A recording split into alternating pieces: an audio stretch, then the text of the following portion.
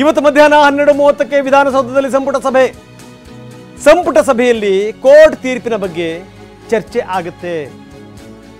ರಾಜೀನಾಮೆ ಗೊಂದಲಗಳಿಗೆ ಸಿಎಂ ಮತ್ತೆ ಸ್ಪಷ್ಟನೆಯನ್ನ ಕೊಡಬಹುದು. ತನಿಖೆ ಎದುರಿಸುವ ಬಗ್ಗೆ ಸಚಿವರಿಗೆ ವಿಶ್ವಾಸವನ್ನು ತುಂಬಬಹುದು. ರಾಜ್ಯಪಾಲರ ಪತ್ರಗಳ ಬಗ್ಗೆನೂ ಕೂಡ ಚರ್ಚೆ ಆಗಬಹುದು. ಅರ್ಕಾವತಿ ಡಿನೋಟಿಫಿಕೇಶನ್ ವರದಿಯನ್ನ ರಾಜ್ಯಪಾಲರು ಕೇಳಿದಾರಲ್ಲ, ಅದರ ಬಗ್ಗೆನೂ ಕೂಡ ಮಾತುಕತೆ ಆಗಬಹುದು.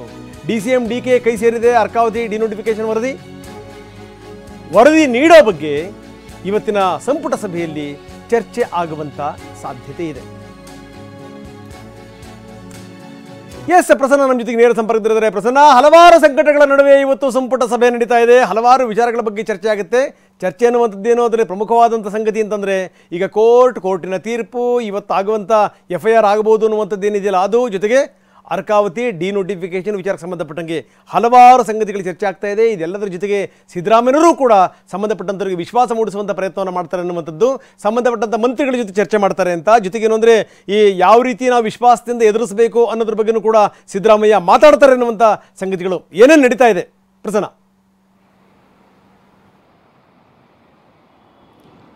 ರಂಗನಾಥ್, ನಿನ್ನೆ ಕೋರ್ಟ್ ತೀರ್ಪು ಬಂದ ಬಳಿಕ ಇದೀಗ ಸಿದ್ದರಾಮಯ್ಯನವರ ಮುಂದೆ ಮತ್ತು ಕಾಂಗ್ರೆಸ್ನ ಮುಂದೆ ಹಲವಾರು ಸವಾಲುಗಳು ಮೇಲೆದ್ದು ನಿಂತಿದ್ದಾವೆ. ವೈಯಕ್ತಿಕವಾಗಿ ಸಿದ್ದರಾಮಯ್ಯನವರಿಗೆ ತಮ್ಮ ಜೊತೆಗೆ ಇರುವಂತಹ ಸಚಿವರ ವಿಶ್ವಾಸವನ್ನ ಮತ್ತಷ್ಟು ಬಲಪಡಿಸಿಕೊಳ್ಳುವಂತಹ ಅನಿವಾರ್ಯತೆ ಎದುರಾಗಿದೆ. ಕೇವಲ ಇಲ್ಲಿ ಮಾತ್ರವಲ್ಲ, ದೆಹಲಿಯ ತನಕದ ನಾಯಕರನ್ನು ಕೂಡ ವಿಶ್ವಾಸಕ್ಕೆ ತೆಗೆದುಕೊಳ್ಳಲೇಬೇಕಂತ ಅನಿವಾರ್ಯ ಪರಿಸ್ಥಿತಿ ಇದೆ. ಹೀಗಾಗಿ ಒಂದು ದೃಷ್ಟಿಯಿಂದ ಹೈಕಮಾಂಡ್ ನಾಯಕರನ್ನು ಕೂಡ ಸಿದ್ದರಾಮಯ್ಯನವರು ಈ ವಿಚಾರದಲ್ಲಿ ವಿಶ್ವಾಸಕ್ಕೆ ತೆಗೆದುಕೊಳ್ಬೇಕು. ಸಿದ್ದರಾಮಯ್ಯನವರು ಪದೇ ಪದೇ ಈ ತೀರ್ಪು ಬಂದ ಬಳಿಕ 2-3 ಬಾರಿ ಉಲ್ಲೇಖವನ್ನು ಮಾಡಿದ್ರು. ನಾನು ರಾಜೀನಾಮೆ ಕೊಡಲ್ಲ ಅನ್ನುವಂಥ ಮಾತನ್ನ ಹೇಳಿದ್ರು. ಅದು ಕೇವಲ ಬಿಜೆಪಿ ಮತ್ತು JDSನ ನಾಯಕರಿಗೆ ಕೊಟ್ಟಂತಹ ಸಂದೇಶ ಆಗಿರಲಿಲ್ಲ, ಹೈಕಮಾಂಡ್ ನಾಯಕರಿಗೂ ಮತ್ತು ತಮ್ಮ ಪಕ್ಷದ ಒಳಗಿನ ನಾಯಕರಿಗೂ ಕೂಡ ಅದು ಕೊಟ್ಟಂತಹ ಸಂದೇಶವಾಗಿತ್ತು. ಸದ್ಯದ ಪರಿಸ್ಥಿತಿಯಲ್ಲಿ ನಾನು ರಾಜೀನಾಮೆ ಕೊಡೋದಿಲ್ಲ ಅನ್ನುವಂತಹ ಮೆಸೇಜ್ ಅನ್ನ ಸಿದ್ದರಾಮಯ್ಯನವರು ಈಗಾಗಲೇ ಪಾಸ್ ಮಾಡಿದ್ದಾರೆ. ಅದಕ್ಕೆ ಸಂಬಂಧಪಟ್ಟ ಹಾಗೆ ಹೇಗೆ ಕಾನೂನಾತ್ಮಕವಾದಂತಹ ಹೋರಾಟಗಳನ್ನ ತಾನು ಸಮರ್ಥವಾಗಿ ಮಾಡ್ತೀನಿ ಅನ್ನುವಂತಹ ಒಂದು ಧೈರ್ಯವನ್ನ ತಾವೂ ತೆಗೆದುಕೊಂಡು ಅದನ್ನ ಸಚಿವರಿಗೂ ಕೂಡ ತುಂಬಬೇಕಂತ ಅನಿವಾರ್ಯ ಪರಿಸ್ಥಿತಿ ಇವತ್ತು ಸೃಷ್ಟಿಯಾಗಿದೆ. ಇದೇ ಕಾರಣಕ್ಕೋಸ್ಕರ 2 ಪ್ರಮುಖವಾದಂತಹ ಸಭೆಗಳು ಇವತ್ತು ನಿಗದಿಯಾಗಿದ್ದಾವೆ. ಒಂದು, ಕಾನೂನು ತಜ್ಞರ ಜೊತೆ ಈಗಾಗಲೇ ಮುಖ್ಯಮಂತ್ರಿಗಳು ಸಭೆಯನ್ನ ಪ್ರಾರಂಭ ಮಾಡ್ತಾರೆ. ಇನ್ನು ಕೆಲವೇ ಕ್ಷಣಗಳಲ್ಲಿ ಕಾನೂನು ತಜ್ಞರು ಏನೆಲ್ಲ ಡ್ರಾಫ್ಟ್ಗಳನ್ನ ಸಿದ್ಧಪಡಿಸಿದ್ದಾರೆ ಮತ್ತು ಕಾನೂನು ಹೋರಾಟವನ್ನು ಯಾವ ರೀತಿ ಮುಂದೆ ಮಾಡಬೇಕು ಅನ್ನೋ ಬಗ್ಗೆಯೂ ಕೂಡ ಒಂದಷ್ಟು ಸುದೀರ್ಘವಾದಂಥ ಚರ್ಚೆ ಆಗುತ್ತೆ. ಕಾನೂನಾತ್ಮಕ ಹೋರಾಟದಲ್ಲಿ ಗೆಲುವು ಸಿಕ್ಕಿದ್ರೆ ಅದು ರಾಜಕೀಯವಾಗಿಯೂ ಕೂಡ ಪರೋಕ್ಷವಾದಂಥ ಗೆಲುವು. ಮತ್ತು ಇವತ್ತು 12:30ಕ್ಕೆ ಸಚಿವ ಸಂಪುಟ ಸಭೆ ಕೂಡ ನಿಗದಿಯಾಗಿದೆ.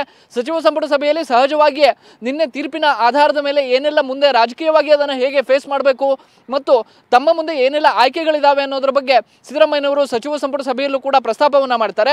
ಮತ್ತು ರಾಜಕೀಯವಾಗಿ ಅದನ್ನು ಸಚಿವರು ಹೇಗೆ ಫೇಸ್ ಮಾಡಬೇಕು ಮತ್ತು ವಿರೋಧ ಪಕ್ಷಗಳಿಗೆ ಯಾವ ರೀತಿಯ ಉತ್ತರವನ್ನು ಕೊಡಬೇಕು ಅನ್ನೋ ಬಗ್ಗೆಯೂ ಕೂಡ ಸುದೀರ್ಘವಾದಂಥ ಚರ್ಚೆ ಆಗುತ್ತೆ. ಇದೆಲ್ಲದರ ಮಧ್ಯೆ ಇನ್ನೊಂದು ಪ್ರಮುಖವಾದಂಥ ವಿಚಾರ ಅಂದರೆ ರಾಜ್ಯಪಾಲರು ಇದೇ ಸಿದ್ದರಾಮಯ್ಯನವರ ಹಿಂದಿನ ಅವಧಿಯ ಅರ್ಕಾವತಿ ಡಿನೋಟಿಫಿಕೇಶನ್ ವರದಿಯನ್ನು ಕೂಡ ತಮಗೆ ತಲುಪಿಸಿ ಅನ್ನುವಂಥ ಸೂಚನೆಯನ್ನ ಸರ್ಕಾರದ ಮುಖ್ಯ ಕಾರ್ಯದರ್ಶಿಗಳಿಗೆ ನೀಡಿದ್ದಾರೆ. ಅರ್ಕಾವತಿ ಡಿನೋಟಿಫಿಕೇಶನ್ ವರದಿ ರಾಜ್ಯಪಾಲರ ಕೈಗೆ ಸೇರಿದ್ದೆ ಆದರೆ ಅದು ಮತ್ತೊಂದು ಸುತ್ತಿನ ಸಮರಕ್ಕೆ ನಾಂದಿಯನ್ನ ಹಾಡಬಹುದು. ಈ ಕಾರಣಕ್ಕೋಸ್ಕರ ಇದೀಗ ಬಿಜೆಪಿ ಕೂಡ ಅರ್ಕಾವತಿ ಡಿನೋಟಿಫಿಕೇಶನ್ ಪ್ರಕರಣಕ್ಕೆ ಸಂಬಂಧಪಟ್ಟ ಹಾಗೆ ನೇರವಾಗಿ ಸಿದ್ದರಾಮಯ್ಯನವರನ್ನೇ ಟಾರ್ಗೆಟ್ ಮಾಡ್ತಾ ಇದೆ ಮತ್ತು ಸಿದ್ದರಾಮಯ್ಯನವರ ಪಾತ್ರ ಇದೆ. ಅದರಲ್ಲಿ ಸುಮಾರು 8,000 ಕೋಟಿಯಷ್ಟು ಅಕ್ರಮ ಆಗಿದೆ ಅನ್ನುವಂಥ ಆರೋಪವನ್ನ ಕಳೆದ 1-2 ವಾರಗಳಿಂದ ಮತ್ತೆ ಶುರು ಮಾಡಿದೆ. ಇದೀಗ ಡಿನೋಟಿಫಿಕೇಶನ್ ವರದಿಗೆ ಸಂಬಂಧಪಟ್ಟ ಹಾಗೆ ಕೆಂಪಣ್ಣ ಆಯೋಗದ ವರದಿಯನ್ನು ಸರ್ಕಾರ ರಾಜ್ಯಪಾಲರಿಗೆ ಸಲ್ಲಿಸಬೇಕಾ ಬೇಡವಾ ಅನ್ನೋ ಬಗ್ಗೆಯೂ ಕೂಡ ಮುಂದೆ ಸಲ್ಲಿಸದೆ ಹೋದರೆ ರಾಜ್ಯಪಾಲರ ವಿರುದ್ಧ ನಾವು ನಡೆದಂತಾಗುತ್ತೆ.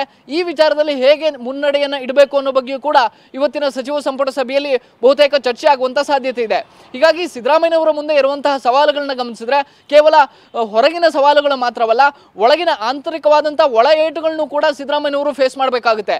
ಪಕ್ಷದ ಒಳಗೆ ಸಹಜವಾಗಿ ಒತ್ತಡಗಳು ಪ್ರಾರಂಭ ಆಗುತ್ತೆ. ರಾಜೀನಾಮೆಯ ವಿಚಾರ ಒಂದಲ್ಲ ಒಂದು ದಿನ ಮುನ್ನೆಲೆಗೆ ಬಂದೇ ಬರುತ್ತೆ. ಅದನ್ನ ಸಿದ್ದರಾಮಯ್ಯನವರು ಹೇಗೆ ಕೌಂಟರ್ ಮಾಡ್ತಾರೆ ಮತ್ತು ಸಚಿವರನ್ನ ಹೇಗೆ ವಿಶ್ವಾಸಕ್ಕೆ ಪಡಿತಾರೆ ಎನ್ನುವಂಥದ್ದು ಅತ್ಯಂತ ಪ್ರಮುಖ ಆಗುತ್ತೆ. ಈ ಕಾರಣಕ್ಕೋಸ್ಕರ ಇವತ್ತು ಸಿದ್ದರಾಮಯ್ಯನವರು ತಾನು ಕಾನೂನಾತ್ಮಕವಾಗಿ ಯಾವುದು ತಪ್ಪು ಮಾಡಿಲ್ಲ ಅನ್ನುವಂಥದ್ದನ್ನ ಮತ್ತೆ ಹೇಗೆ ಸಚಿವರಿಗೆ ಮನವರಿಕೆ ಮಾಡಿಕೊಡ್ತಾರೆ ಅನ್ನುವಂಥದ್ದು ಮಹತ್ವದ್ದಾಗಿದೆ. ರಂಗನಾಥ. ಓಕೆ, ಧನ್ಯವಾದ ಪ್ರಸನ್ನ. ತಮ್ಮೆಲ್ಲ ಮಾಹಿತಿಗೆ ರಾಮ್ ಹಾಗೂ ರಮೇಶ್, ನಮಗೂ ಕೂಡ ಧನ್ಯವಾದ.